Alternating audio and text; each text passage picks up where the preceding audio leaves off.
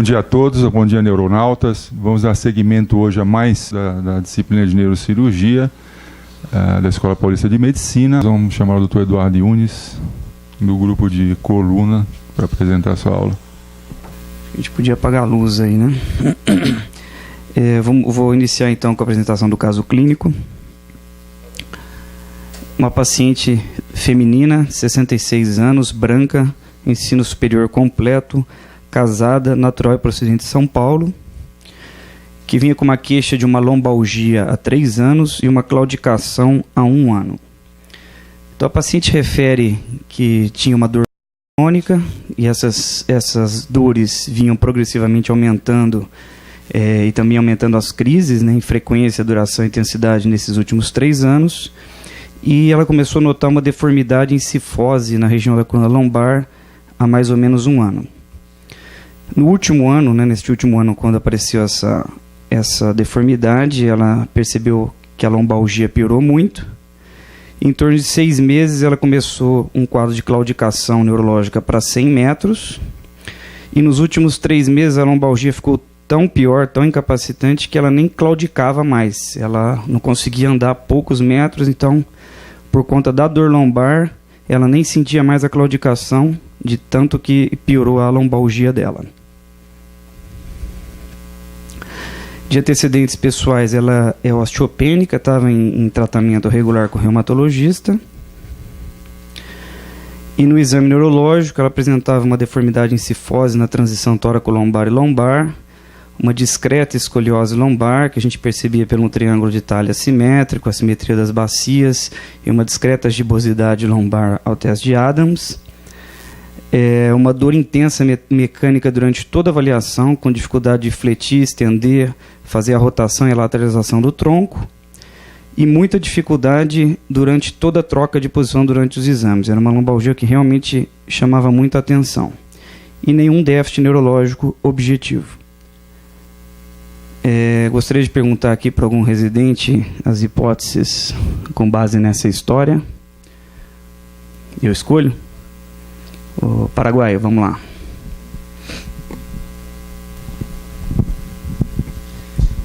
Bom, é uma paciente do sexo feminino, 66 anos, com uma queixa de dor lombar crônica, claudicação neurológica, com piora progressiva e uma deformidade aparente no exame físico. Então, uma síndrome de dor lombar crônica, uma dor lombar crônica intratável, topográfico coluna lombosacra, etiológico. Com essa idade, com essa história, poderia pensar em alguma coisa mais degenerativa. Foi mais ou menos o mesmo raciocínio que a gente fez, uma lombalgia mecânica, uma síndrome do canal central, porque ela teve esse período de claudicação, topografia tóraco-lombar, degenerativa, interrogamos também alguma coisa inflamatória por essa evolução para deformidade, mas a gente não achou mais nada na investigação reumatológica. Aqui eu trago a radiografia panorâmica e um zoom ali no perfil com alguns ângulos traçados. Pode comentar aí, Paraguai, o que você acha de importante aí? Bom, claramente a gente tem uma cifotização na coluna lombar, no raio-x panorâmico de perfil. A gente tem uma alteração nos ângulos lombares, né? Bom, e tem uma discreta escoliose também no plano coronal. O que te chama mais atenção? O problema coronal ou sagital? Sagital, claramente. E o que te chama atenção aí? O que é esse IP 20 graus, LL? O índice pélvico, né?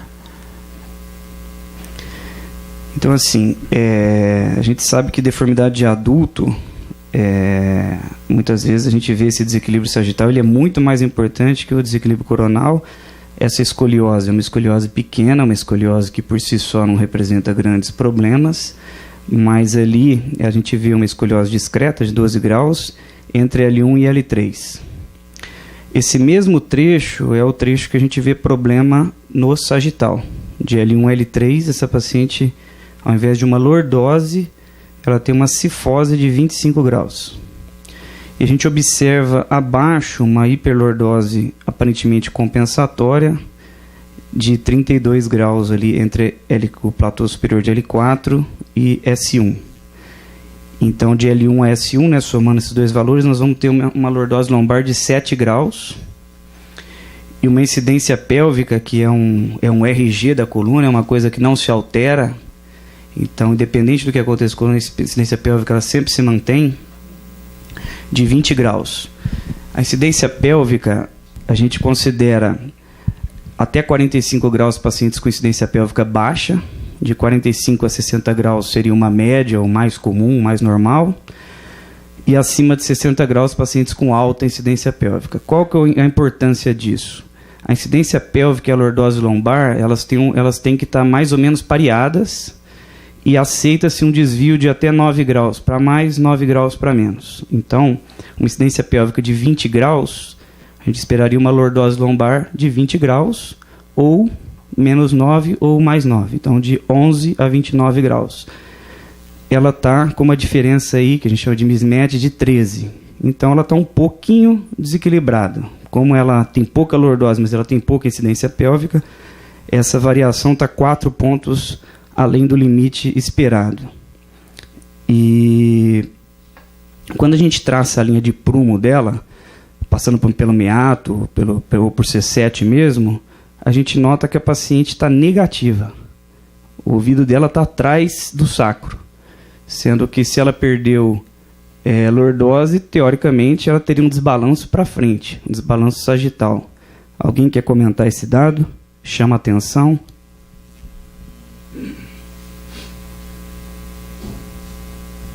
Queria comentar, queria perguntar, porque geralmente a gente não vê isso.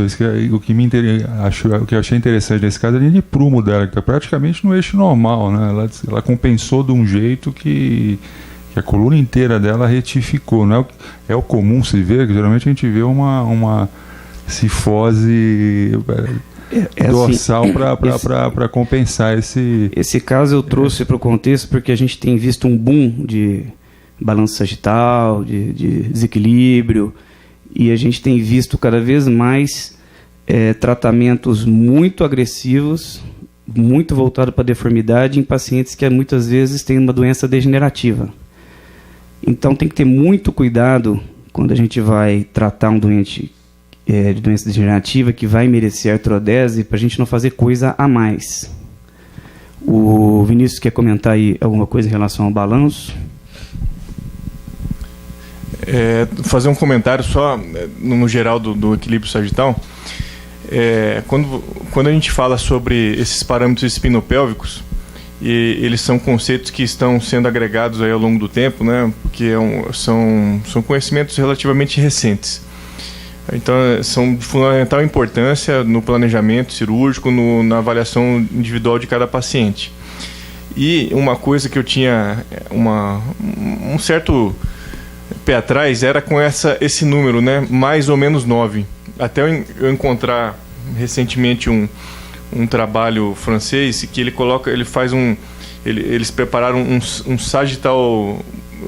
sagitalômetro, né, que fica muito mais palatável, muito mais fácil da gente entender a coluna, que ela tem uma variação grande. O que eu quero dizer com isso?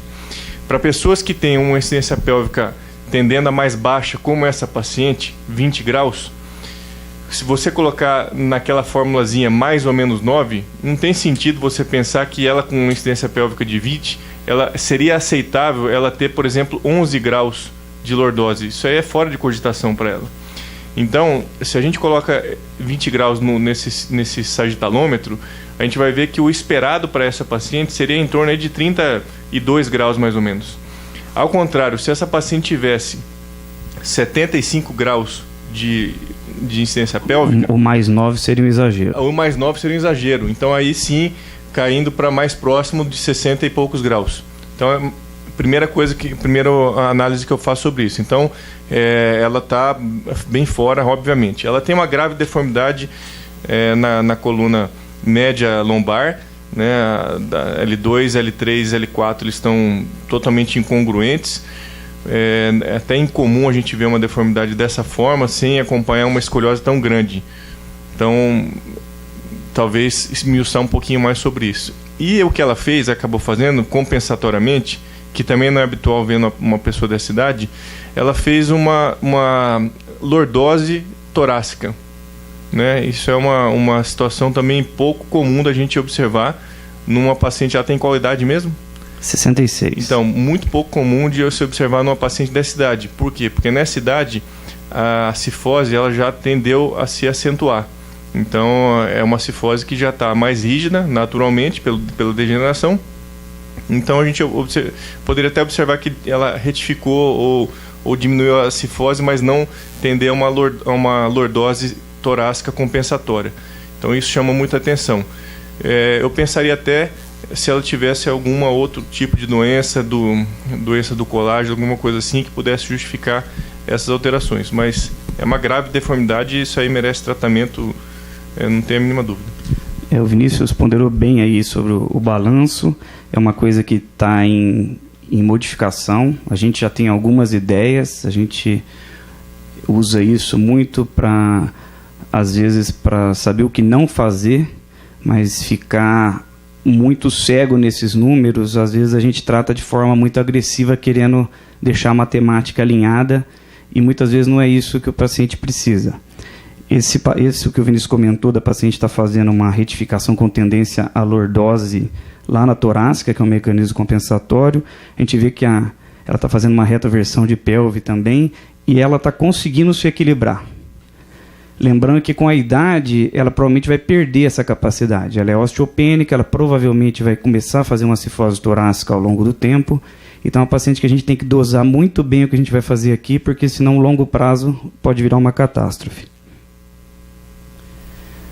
Aqui eu trouxe o corte da tomografia em sagital, a ressonância em sagital e uma tomografia em coronal. Começando pela ressonância.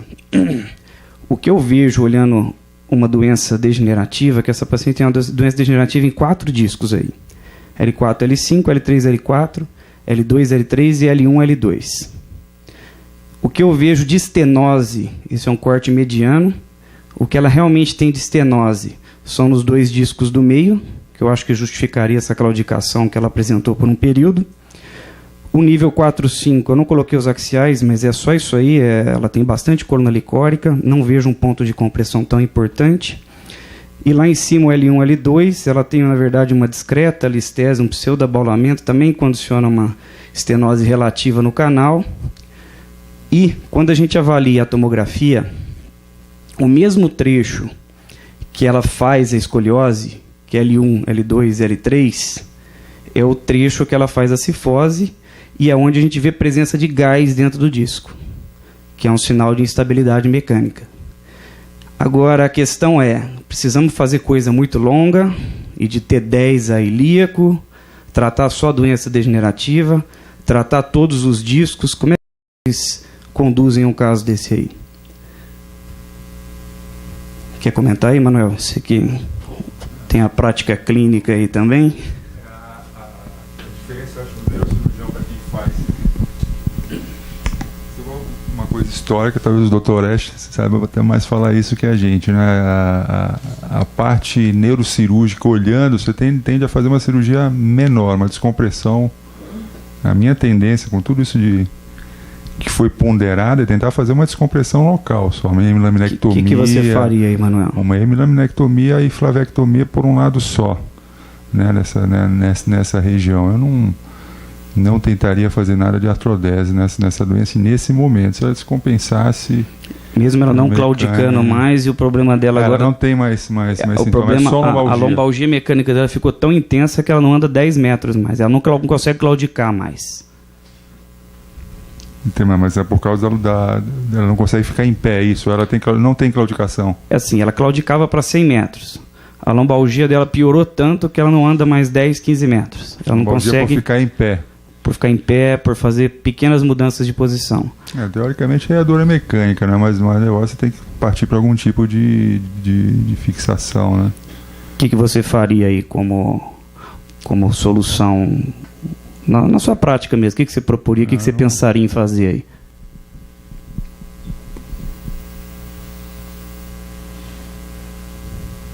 Realmente não Não tenho opinião definida, não, viu? Devanir, quer comentar aí? Você que fez residência, saiu agora, está operando tudo. Comenta o que seria a sua conduta aí. Eu fico um pouco na dúvida ali, não sei se caberia a gente fazer uma instrumentação por via anterior. Tenho receio se vai caber o queijo ali nesses espaços, estão muito pequenos, muito curtos, né? Na verdade, se você fizer uma instrumentação, aí o problema é o quanto para cima e quanto para baixo, né? Se tiver instrumentação, tentar tratar disco, você vai fazer o lift, uma via mais lateral, né? Tentar colocar queijo, aí você vai saber se faz só nesse segmento. Mas eu tenho medo de descompensar o resto, você mexer só L1, L2, L3, fazer uma via lateral e colocar... Doença degenerativa não tem fim, né? A gente tem que tentar fazer o que é preciso nesse momento. Então, menos agressivo, teoricamente você vai ampliar canal, tudo isso, e colocar por via lateral queijo, L2, L3, L3, L4, L4, L5. Talvez seria o menos invasivo nesse momento do que sair artrodesando. Queria ouvir a opinião do João, que é colega nosso aqui, que lida com neurocirurgia geral lá em Lins. O que você faria, João, lá em Lins, receber um caso desse aí? Faria uma descompressão de L1 a L3 com instrumentação posterior de L1 a L5, com correção da cifose. Só posterior? Colocaria TLIF? Só posterior. Só fixação posterolateral. Então... Deixa eu só perguntar pro João. Você faria a descompressão, mas... Pode pegar no microfone. Você faria a descompressão, mas e a deformidade? Tentaria corrigir fazendo uma facetectomia ampla da paciente e com desobstrução do foramen dela, e tentaria corrigir apenas com a compressão do parafuso pedicular. Não proporia para a paciente uma abordagem anterior. Não te preocupa a qualidade óssea dela em fazer isso só posterior?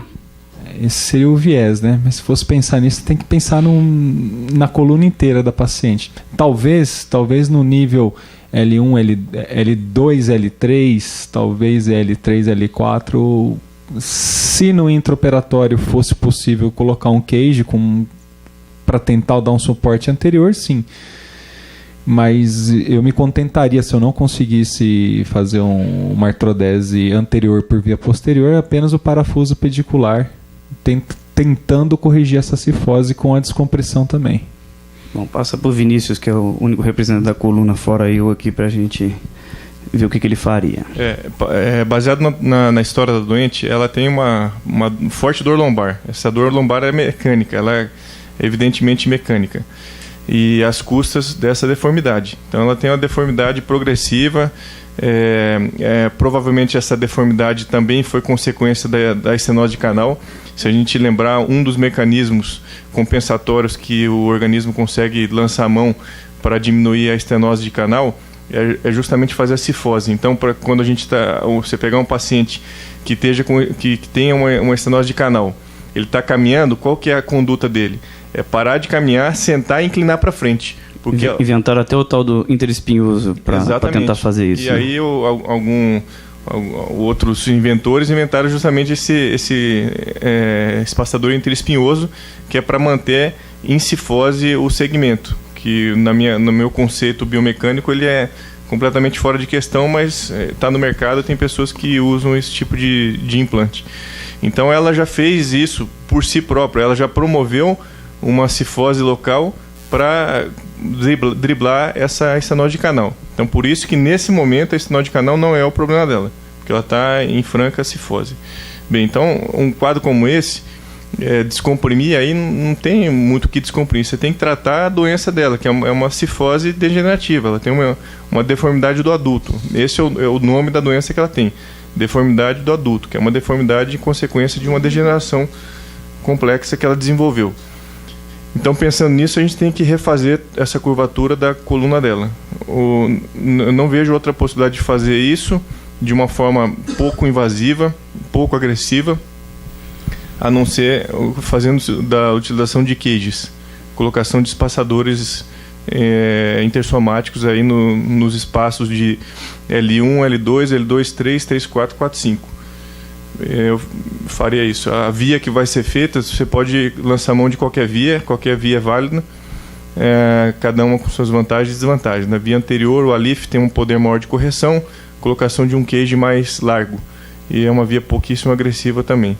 A via lateral, você consegue colocar um cage grande com menor poder de correção, e a via posterior você também consegue fazer uma arterectomia, colocação de queijo, um queijo um pouco menor, mas ambos com todas as vias que podem ser optadas, elas conferem o mesmo grau de fixação óssea e de artrodese no futuro. Se você colocar só parafuso, você tem uma taxa de pseudoartrose muito alta, uma taxa superior a 30%. Ainda mais no osso porótico como esse, e sem fazer uma grande correção, colocar só parafuso, sem fazer mais nada, é quase que uma sentença de que isso vai soltar, vai gerar uma pseudoartrose pelas forças biomecânicas. Então, acho que alguma coisa assim, Eduardo. Perfeito. O Vinícius trouxe a discussão exatamente para o nível que eu queria colocar, que a gente vai entrar em opção técnica. Esse foi um caso que eu aprendi muito, eu estudei muito para operar essa paciente. Porque assim, eu realmente penso exatamente igual o Vinícius, do jeito que ele colocou. A grande questão aí que eu fiquei na dúvida é se eu vou mexer só nesses 3 discos onde eu tenho certeza que está causando problema para doente, ou se eu vou mexer nesse 4, 5 que eu não tenho certeza se isso é um problema. Porque se você reparar, aparentemente já está anquilosado, a gente já não tem espaço discal, a gente já vê uma reação de platô bem importante, uma espondilose já, a doença ali parece, no meu ver, que já está mais ou menos resolvida. E para nos ajudar, aquilo parou em lordose, que é o que a gente precisa.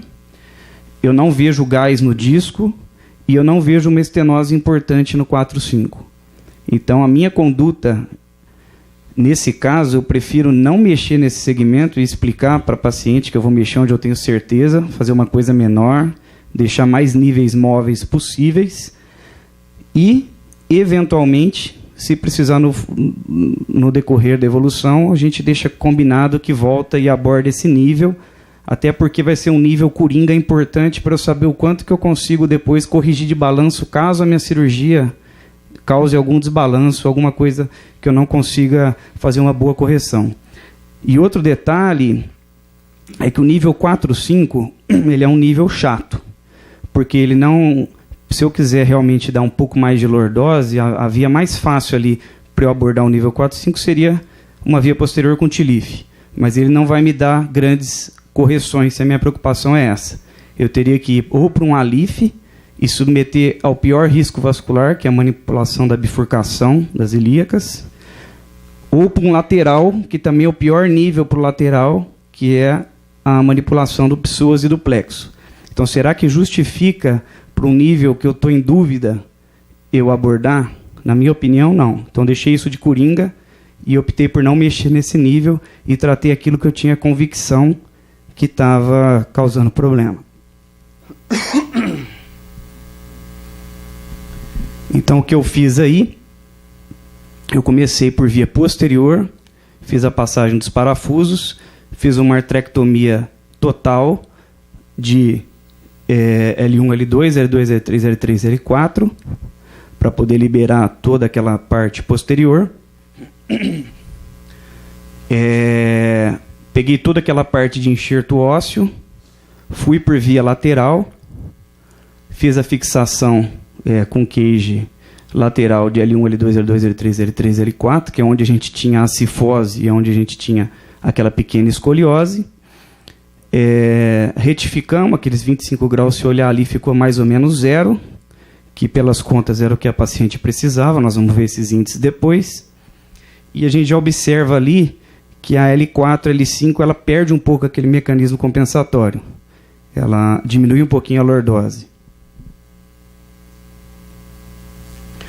Então aqui os cortes axiais, então fixamos T2, L1, fizemos um lateral 1, 2, fixação de 2, lateral 2, 3, 3, 4 e terminando em L4.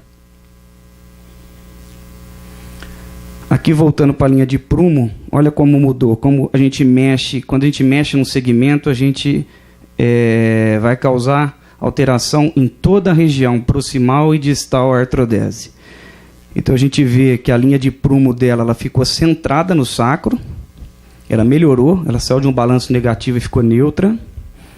A gente observa que aquela lordose torácica que o Vinícius tinha chamado a atenção deu uma retificada, ela volta a passar na linha de prumo. O meato agora está caindo certinho no sacro. A escoliose não era um grande problema, mas foi corrigida. Quando a gente olha com mais detalhe aqui a região do perfil, aqueles 25 graus que eu tinha planejado deixar em 0 acabou em -3, mas eu ganhei aí 22 graus. Só que quando a gente olha aquele segmento do platô de L4 para S1, ela sai de 32 e volta para 20. O que é isso? Ela parou de usar esse mecanismo compensatório.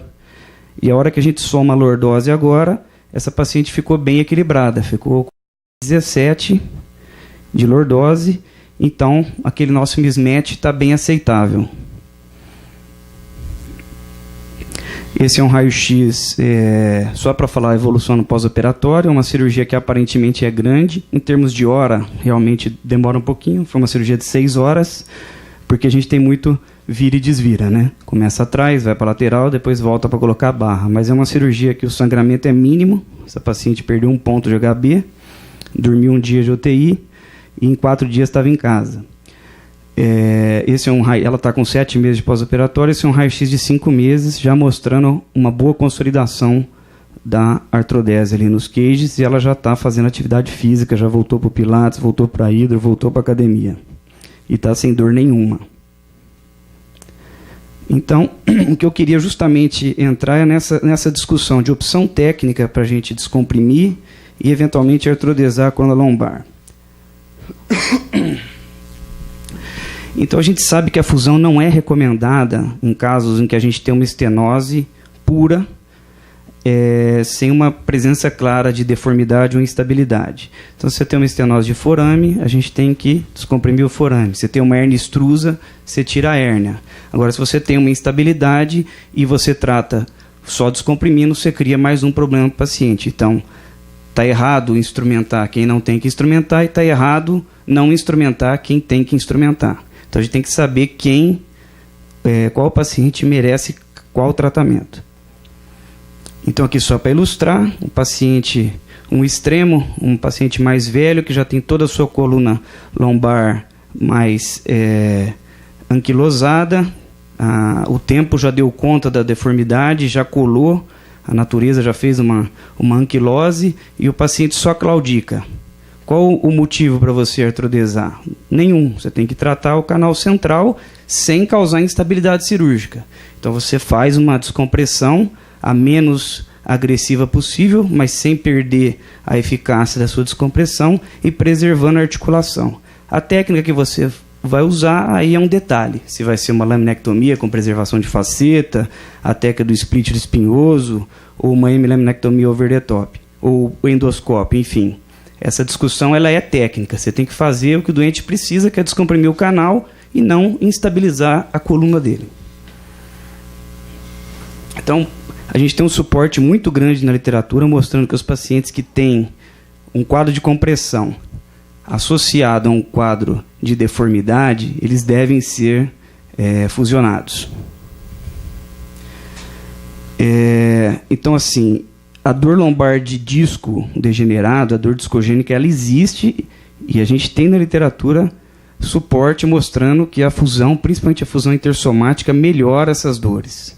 Então a gente não pode deixar de tratar isso, não pode fazer simplesmente uma descompressão num paciente que tem discopatia dolorosa. Ele está numa fase da cascata degenerativa de Kickard-Willis que ele merece fusão se ele for tratado.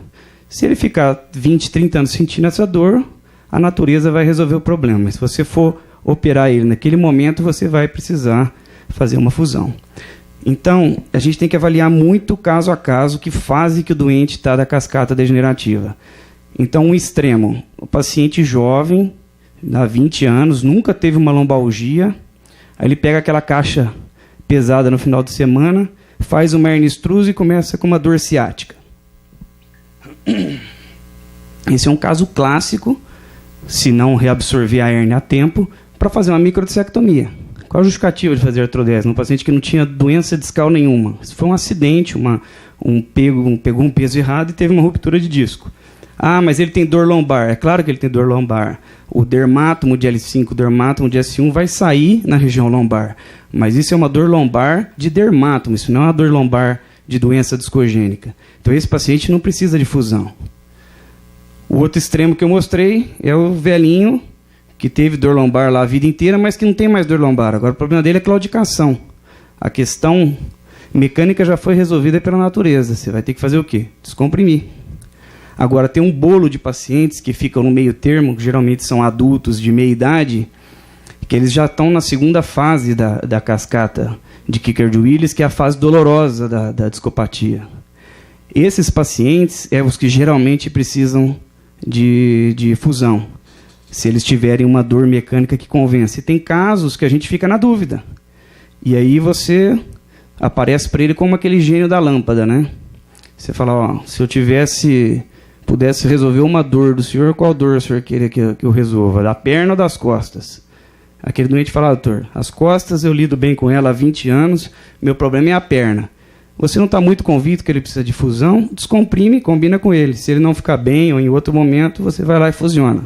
Então tem casos que são realmente borderlines. E tem casos extremos que, se você avaliar, conversar, entender que fase que ele está, a gente não pode deixar de instrumentar quem precisa e nem instrumentar quem não precisa.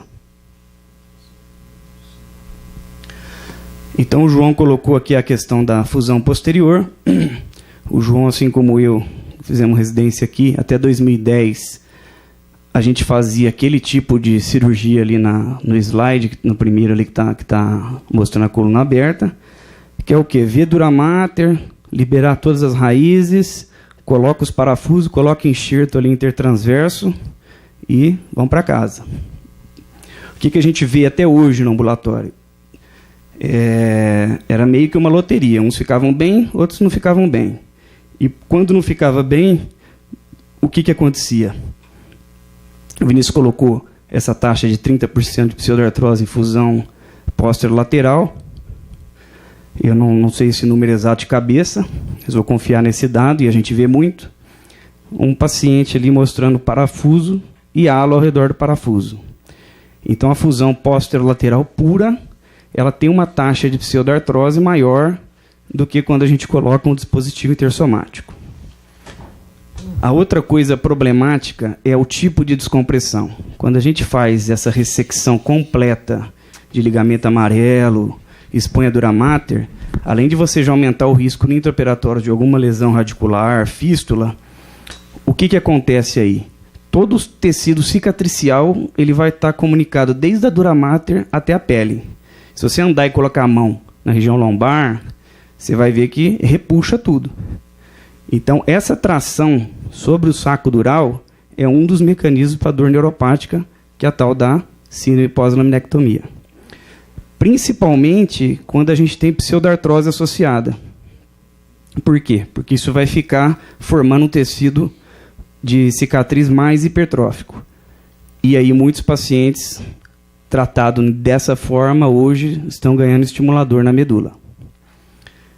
A partir de 2011, 2012, a gente mudou um pouco o paradigma, pelo menos no nosso serviço, a gente observou isso em vários outros serviços, de não fazer mais laminectomia ampla e fusão posterolateral.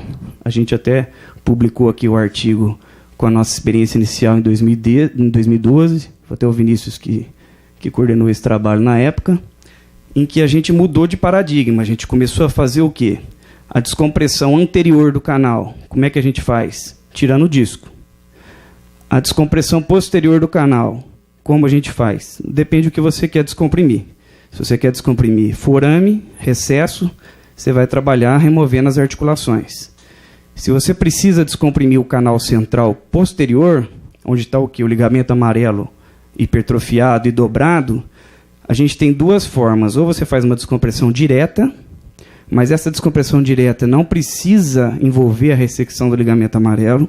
Você simplesmente tira o teto ósseo posterior ao ligamento amarelo, ou seja, aqueles 2/3 inferiores da lâmina, como numa microdissectomia. A hora que começa a aparecer gordura epidural em cima, parou, está descomprimido. Você não precisa ver a dura mater para saber que está descomprimido. Você não tem assoalho ósseo posterior, não vai ter mais compressão. Então deixa o ligamento amarelo quieto lá. Evita fibrose epidural. Ou o simples fato de você colocar um cage mais alto em lordose, esse ligamento amarelo vai distrair. Isso é outra forma de fazer, que é o que quem advoga o acesso lateral puro, fazer a descompressão indireta. Eu, particularmente, sou um pouco reticente em estenoses graves de você não fazer a descompressão direta por um motivo. Eu sei, não é questão de crença, isso já está documentado na literatura, que funciona a descompressão indireta. Só que a gente vê muito é problema com quando dá de subsiliência, quando você tem o cage, né, telescopando, fazendo um subsilience para o platô. O problema maior do subsilience não é a dor. Ele vai ficar um tempo com dor. E eu tive alguns casos de pacientes mais velhos que fizeram essa subsiliência, ficaram com dor lombar. Depois de um tempo, aquele calço colou e resolveu a dor lombar. Só que os pacientes eu tinha feito o quê? Como tinha estenose grave, eu tinha feito a descompressão direta óssea posterior. E não precisei revisar esse caso. O paciente melhorou. Eu não perdi a minha descompressão, porque eu tinha feito a descompressão direta. Então, quando você tem uma estenose posterior muito grave, é importante associar a descompressão direta, porque se você tiver uma falha e um subsilience durante a evolução, isso vai se tornar um problema menor. Dificilmente você vai precisar revisar.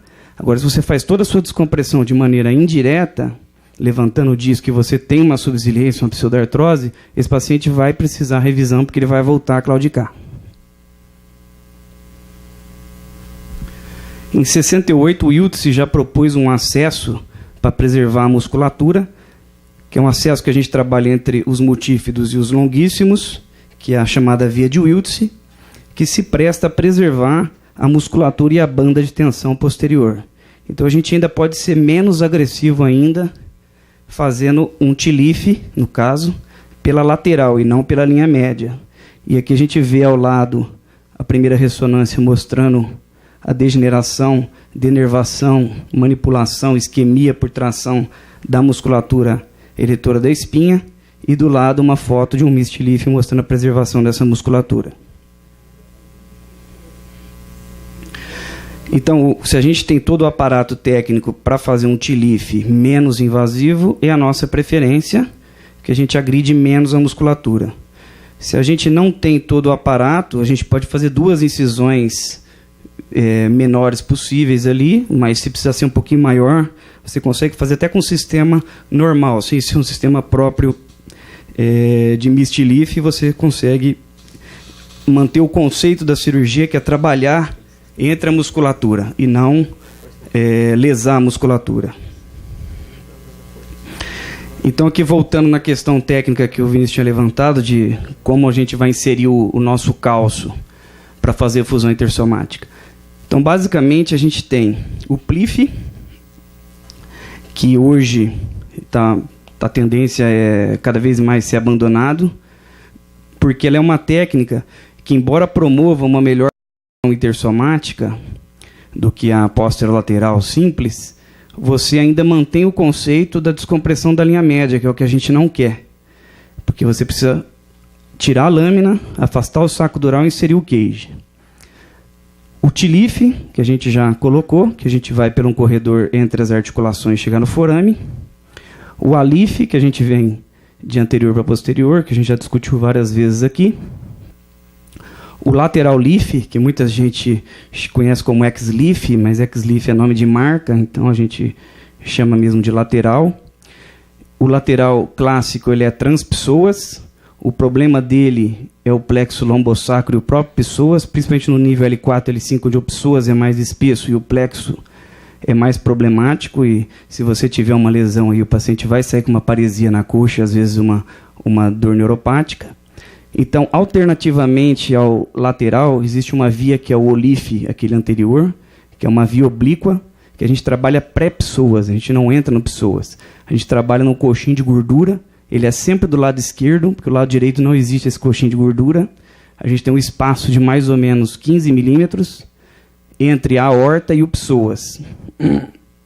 E a gente trabalha nesse ângulo oblíquo com queijo lateral. Ou existem alguns alifes, quando você chega no nível 4, 5 e você precisa manipular a bifurcação e está difícil, existem algumas marcas de queijo que a gente consegue montar o queijo pela lateral e não no centro, e você trabalha só com metade da exposição do disco e faz uma espécie de olife com o queijo de alife.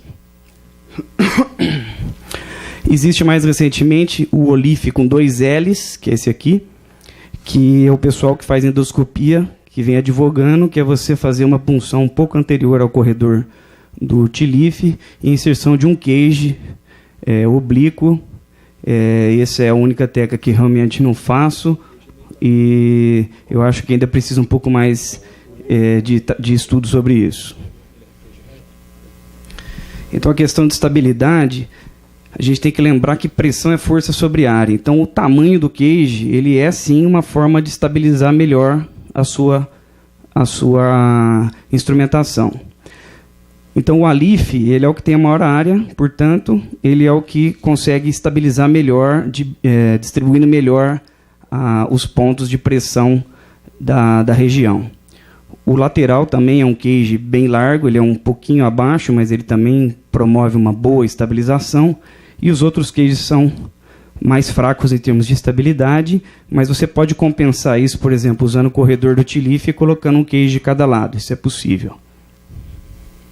E lembrando que o alife é o que tem o maior poder de correção sagital. Então, se você precisa corrigir balanço, para valer, o cage que vai te permitir melhor isso, o acesso que vai te permitir melhor isso, é o alife, até porque você já começa a cirurgia ressecando o ligamento longitudinal anterior, então você abre o espaço anteriormente.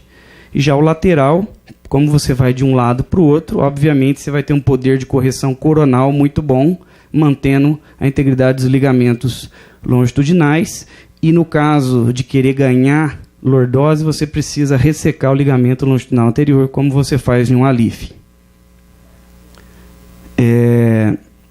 O alife, o nível ideal dele é o L5-S1, é uma cirurgia desenhada para o nível 5-1.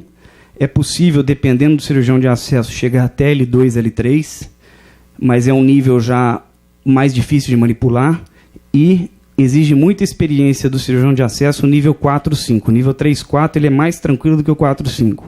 Porque o 4-5 é onde você realmente mexe com a parte vascular da bifurcação, você tem o ramo ilho-lombar que pode sangrar, e é onde você tem que ter muita confiança no cirurgião de acesso para poder indicar. O olife, a grande indicação do olife é para nível 4-5, que é para você sair do plexo lombar, sair do psoas, ou sair de casos de lateral com crista alta, você vem anterior e foge da crista que às vezes te atrapalha a fazer o lateral. Mas pode ser feito em toda a região lombar, mas quanto mais para cima, menos importância nós vamos ter em relação ao plexo. Aí fica mais fácil você ir direto por lateral. O lateral, ele pode ser feito, na verdade, desde o nível T5 para baixo. Não consegue ser feito no nível L5-S1. E o nível 4-5 com crista alta é difícil. Tem que avaliar muito bem o psoas e tomar muito cuidado com o plexo. Então é um nível que exige bastante experiência de quem faz, é um nível que não é o primeiro para sair fazendo, porque é onde aparecem os problemas com o lateral. E os demais podem, a vantagem é ser feito em qualquer parte da região lombar. Então aqui só para ilustrar como a gente raciocina alguns casos clínicos. Aqui nós estamos vendo uma paciente, também uma deformidade de adulto. Essa paciente tem uma retificação lombar ao raio-x, mas quando ela deita na ressonância, a gente vê que a lordose dela se refaz. No coronal eu não coloquei ali, mas no bending lateral é totalmente flexível. Uma paciente que tem uma qualidade óssea boa e uma estenose importante. O que nós vamos fazer aí? A gente precisa tratar aqueles 3 discos: descomprimir e artrodesar. E eu prefiro simplificar. Se a paciente tem uma qualidade óssea boa, para eu promover uma boa descompressão, eu vou ter que ir por trás, faço tudo num tempo só. um TLIF aí vai muito bem. Ela vai, a deformidade dela, tanto do plano coronal quanto do plano sagital, só de anestesiar já vai se resolver, que a gente já viu isso previamente. Então faz o mais simples e trata tudo num tempo só.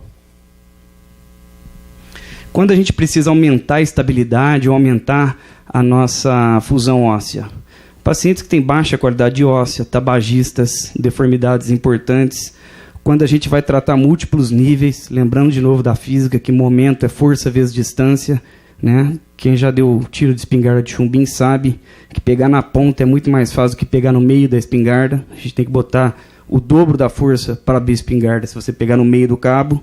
Se você pegar na ponta, você vai fazer metade da força.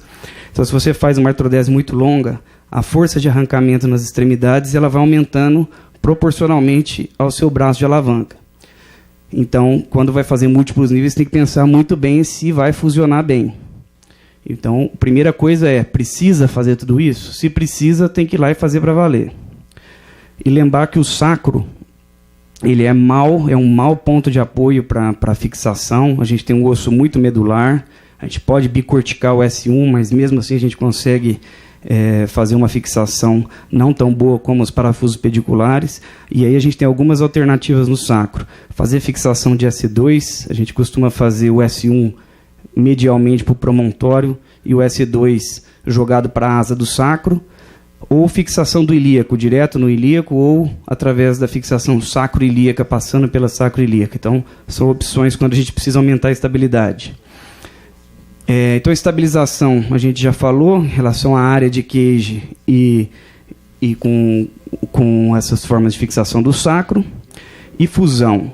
A gente tem que lembrar que para a cirurgia consolidar, ela precisa de um tempo. Então, quanto maior a estabilidade, maior esse tempo que a gente tem para que a fusão ocorra. Se a fusão não ocorrer, o instrumental vai entrar em falência. Ou ele vai quebrar, ou ele vai soltar, que são os sinais de halo. Então, é muito importante não só pensar em aumentar a estabilidade, como pensar em melhorar a qualidade do osso que a gente coloca ali. O osso é o osso vivo é o único enxerto que tem as 3 propriedades. Ele é osteogênico, ele produz osso. Ele é osteoindutor, ele faz com que o osso ao redor produza osso. E ele é osteocondutor, ou seja, ele tem uma capacidade parecida como de um coral, formar como uma matriz para criar um substrato para que o osso se forme.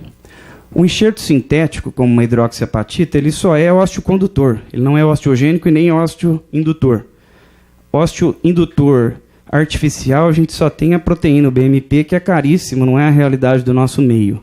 Ou então você puncionar uma crista ilíaca e colocar o sangue vivo lá. Mas é importante a gente usar osso, às vezes osso local, às vezes osso de ilíaco, para a gente conseguir fazer com que a fusão ocorra mais rápido do que o instrumental entre em falência. É essa relação que a gente tem que ter na artrodese. Melhorar a qualidade do osso e aumentar a estabilização. Como numa paciente desta aqui, ó. Paciente com uma instabilidade importante, gás no disco, listese móvel. A gente vê na ressonância que a listese é quase zero, quando ela está deitada e em pé ela fica nítida. Forame estenosado. Uma mulher pós-menopausa, osteopênica e tabagista. Então, a chance de ter uma pseudartrose aqui ela não é desprezível. Então, qual o risco que nós vamos correr? Da via anterior, fazer uma coisa mais simplesinha por trás, assumindo o risco da pseudartrose. Então, vai depender muito da realidade de cada um. Como a gente tem um cirurgião de acesso muito bom que opera com a gente aqui em São Paulo e aqui na universidade, a gente, para nível 4, 5, tem preferido fazer por ALIF e aqui com enxerto de ilíaco para aumentar aquela questão da fusão óssea.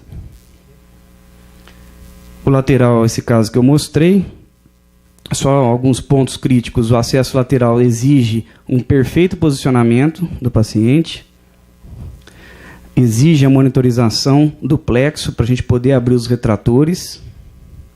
A variação, que é o OLIF, aí vocês veem lá no primeiro slide raio-x, o nosso fiozinho de Kirchner está vindo para o terço anterior do disco e ele está vindo de anterior para posterior, ou seja, eu estou bem anterior em relação ao lateral.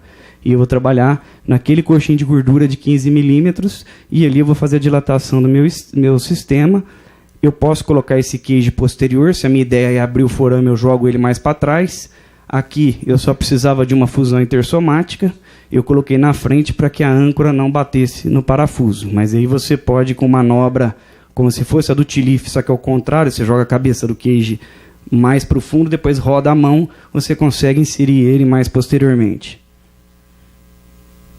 E aí, aproveitando esse caso que eu mostrei, nível adjacente, a gente pode fazer stand-alone, que é só a fixação com cage. O ALIF já está mais consagrado um pouquinho. Pacientes que não têm estabilidades muito importantes, têm uma qualidade óssea boa, o paciente não é tabagista, vai muito bem com o cage stand-alone, com alguma forma de ancoramento, como esse nível 5.1 que eu mostrei. Mas e para cima? Ali, se você for fazer os 2 cursos que eu fiz de lateral nos Estados Unidos, eles preconizam sempre fazer uma estabilização posterior. Seja com espaçador interespinhoso rígido, que dobra a sua estabilidade, seja com parafuso unilateral que triplica, ou seja com parafuso bilateral que quadriplica a estabilidade.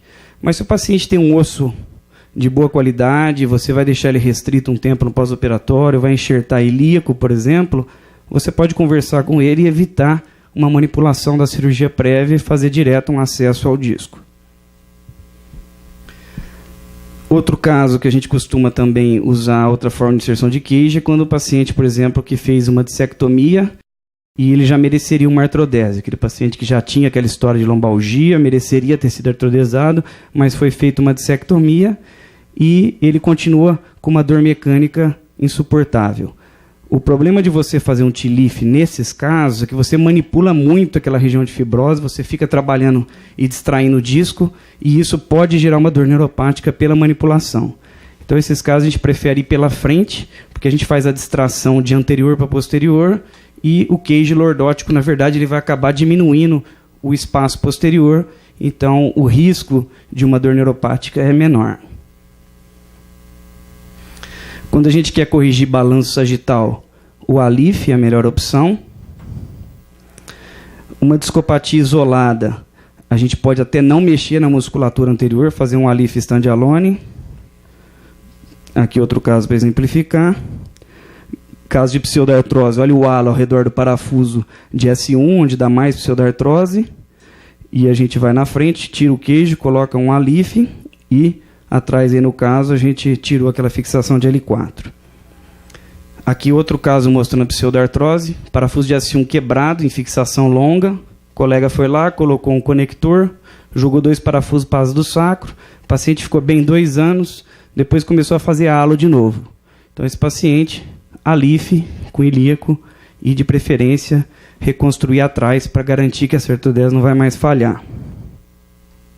Aqui só o último slide, que o Manuel já está me mostrando um relógio. Isso aqui é um serviço na Alemanha, em Bremen, que chama Stenum. Eu tive a oportunidade de ficar lá em outubro agora, com esse cirurgião aqui, que é o Dr. Hitter Lang. Ele é um dos maiores, uma das maiores casuísticas do mundo de artroplastia lombar, que é uma coisa que, no meu ver, vai ser o futuro para a doença degenerativa. A gente só precisa da tecnologia compatível para isso, para que ela dure muito tempo, porque não é uma região que a gente consiga ficar revisando como é um joelho, como é um quadril. E essas artroplastias de última geração, que são peça única, são viscoelástica, que tem o core compressível, elas se mostraram mecanicamente muito estáveis. Então ela consegue realmente tratar a dor mecânica e fazer o que a gente quer, que é absorver um pouco de impacto para preservar os níveis adjacentes. Então isso é uma promessa. Nós estamos aí encabeçando um protocolo, eu, Vinícius, o pessoal da ortopedia do HC e da Unicamp também, e talvez a gente já esteja fazendo isso no começo do ano que vem. Então aqui mostrando o acesso que eles fazem lá, porque eles que fazem o acesso, então eles têm que ter espaço, e como a gente já está pronto para fazer isso aqui, com acesso até bem menor do que eles fazem lá. Obrigado. Obrigado, Eduardo. Tem alguma pergunta para o Eduardo?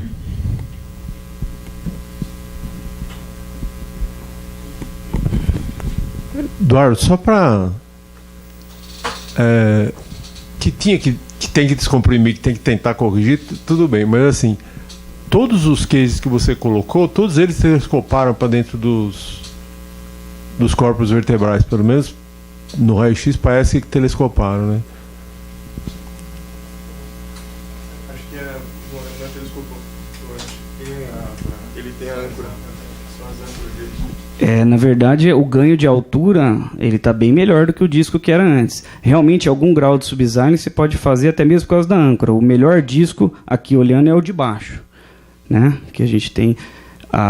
Concordo, mas isso aí, Toreste, é muito por irregularidade do platô. E assim, é aquilo que eu coloquei. O meu objetivo aqui era melhorar o ângulo e fazer uma fusão sólida. Perfeito. A minha descompressão foi posterior também. Mesmo que eu tenha alguma perda, eu não vou perder a descompressão desse paciente porque eu fiz por trás a descompressão. Perfeito. Por isso que eu optei por um cage lateral e não por um cage TLIF. Por isso acontece mais com o TLIF, o subsilence. Uhum. A outra pergunta é assim, vamos dizer que não tivesse uma alteração de curvatura tão grande e a pessoa só tem a lombalgia. Você não mostrou os cortes axiais, mas não seria o caso de tentar fazer algum tipo de procedimento, seja com radiofrequência, seja com tratamento, né, com uma risotomia por radiofrequência, ou risotomia, qualquer outro método para tentar tratar a pessoa? Cada caso é um caso, né? Esse aqui é um caso extremo de deformidade. Se o paciente não tem deformidade, tem lombalgia, com certeza o tratamento de longe o mais indicado é o clínico, é caso de exceção que você vai fixar. Aí você vai ter que ver o componente dessa lombalgia. Tem caso que não é nem da coluna. Se o paciente tem uma síndrome miofacial, se aperta ele, está cheio de trigger point, você vai fazer agulhamento a seco, vai fazer onda de choque, vai fazer bloqueio com corticoide, com anestésico local. Se o quadro é facetário, você vai testar a faceta para ver se dói. Com certeza... A pergunta a respeito de fazer uma instrumentação é a preocupação que você mesmo estava tendo com a qualidade do osso da mulher, né? Porque a mulher tem uma doença degenerativa grave, tinha uma anquilose importante, o espaço de cima da onde já estava anquilosado estava... Eu vou anquilosar depois de amanhã, né? Então, e o osso também era um osso porótico, né? Então, a instrumentação que você fez, que foi muito bem feita e deu um ótimo resultado, corria o risco também de ter, né, de ter dado problema por causa da fragilidade do osso da mulher. Mas o único problema é que a gente vai ter que trocar de língua daqui a pouco, né? Porque é tanto Olif, Olaf, ou não sei o que, daqui a pouco a gente vai ter que falar russo. Né? A questão assim, é exatamente isso, Toreste. A gente tem que... Aqui é um caso, quando não tem uma deformidade clara, a nossa tendência de preferência é não artrodesar. Por quê? Se não for uma dor incapacitante, a natureza acaba resolvendo aquilo. E aí você vai ficar com o problema da fase final, que é a estenose. Aí você vai lá e descomprime. O problema é quando o paciente não suporta chegar lá. Aí você vai ter... Nesse caso, mesmo que ela chegasse lá e anquilosasse, ela ia anquilosar em deformidade. Então, pela deformidade, ela iria ter indicação do mesmo jeito.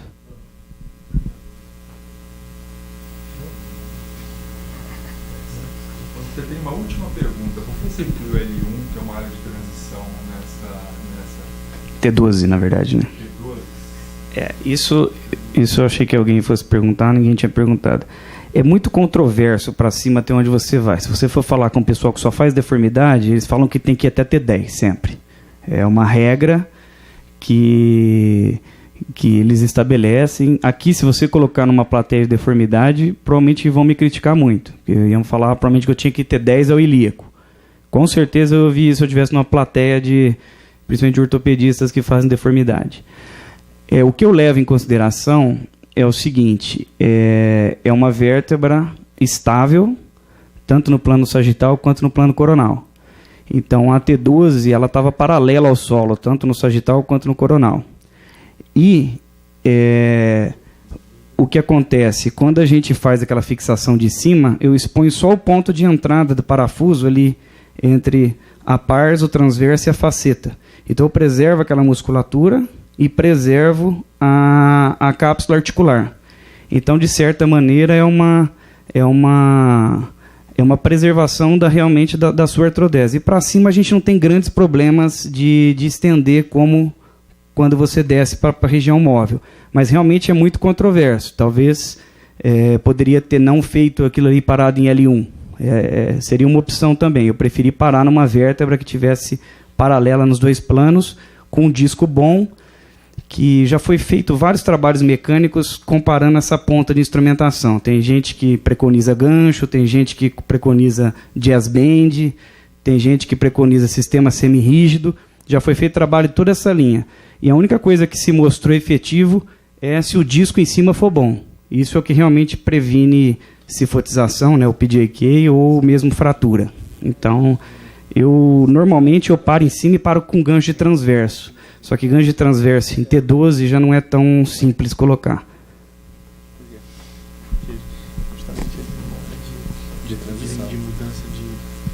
Obrigado, doutor Eduardo. Vamos encerrar as nossas aulas de hoje.